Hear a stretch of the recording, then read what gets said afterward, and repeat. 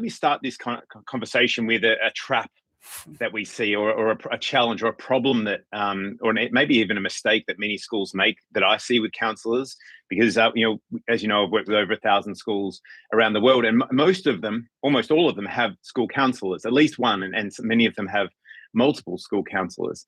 And as you know, when a school hires a counsellor, really there are two things that happen in a school. Number one is the counsellor becomes like a critical foundational node in the whole school architecture, kind of a really core part of the whole school system. That's what can happen. But what also tends to happen instead is that the counsellor becomes this outsourcing opportunity for other people just to send their problem to.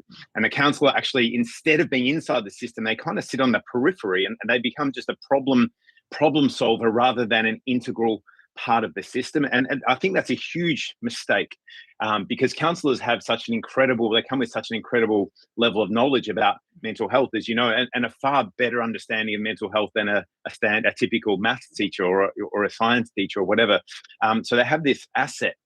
And when they're placed on the periphery as kind of just a problem solver, or someone we refer problems to, we really miss an opportunity for them to be placed at the heart of a school, where really they can do this amazing work to help spread their influence through the system.